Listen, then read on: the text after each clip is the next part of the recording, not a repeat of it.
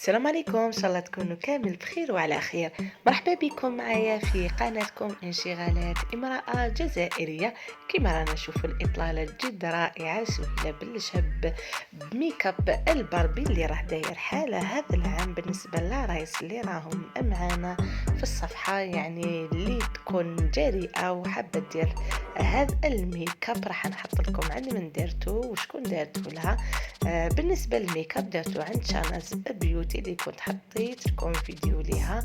هي جاية في برج البحري. بالنسبة لسكان العاصمة جاية في قهوة شرقي. أكثر تفاصيل راح نخليكم الصفحة ديالها في صندوق الوصف. بالنسبة للفستان تاني شبابي، وانا بزاف وحدة اللي راهي مقبلة على الخطوبة، يعني شكلا ولونا. نسمعوا سهيلة واش قالت. بونسوار عليكم، ان شاء الله تكونوا كامل بألف خير. شانيز شدرتي لي ميك اب اليوم كان واو، يعني صح مش نورمال. اي كان تيك اوف، مش قادره نحيه، مش قادره نغسل وجهي، يعني مصباح نتصور. يعطيك الصحه، ثانك يو سو ماتش شانيز، فرحت بزاف كي رجعنا نتعاملوا. والان نشوفوا اللوك الثاني هنا قبل الميك اب وبعد. شوفوا بعد الميك اب كيفاش كان.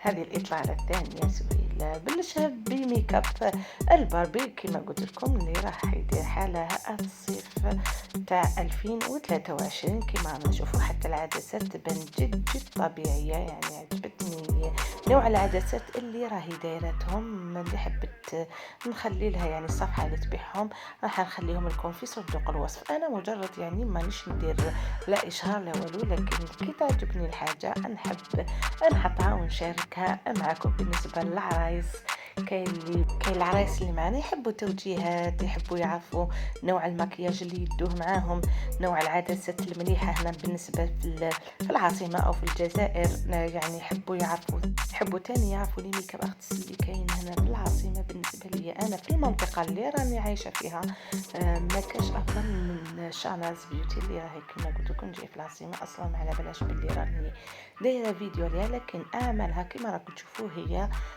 تتحدث عن نفسها. نبقاو دائما مع سهيلة بالشهب. هذا اللوك أنا عجبتني أفضل من الأول. كما رانا نشوفوا يعني جد رائع هذا الميك اب اللي راهي دايرته.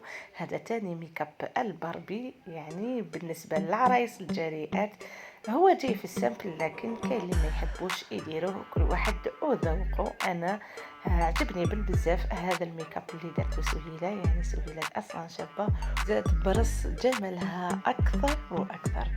ان شاء الله يكون عجبكم الميك اب اللي درته سهيلة. وبهذا يعني كملت الفيديو تاع اليوم. والاكثر تفاصيل راح نخليكم صفحة شاناز بيوتي اللي حبت تخدم عندها في صندوق الوصف. ايضا بالنسبة للعدسات او لون الشعر او الفساتين اللي لبستهم سهيلة، اللي حبت اكثر تفاصيل وتخلي لنا تعليق وراح نجاوب عليكم كامل باذن الله. وهذا بعض الصور للميك اب اللي درتو سهيلة. والآن نروح نشوفوا الفستان اللي كانت لبسته في الإطلالة الثانية مع الميك اب الثاني. كما رانا نشوفوا هذا الفستان باللون الأسود سيد الألوان. كانت إطلالة موفقة وجد رائعة سهيلة بالشهب كما رانا نشوفوا. وبهذا نكون كملت الفيديو تاع اليوم. نقول لكم دمتم في رعاية الله وحفظه، وشكرا على المتابعة. شكرا وإلى اللقاء.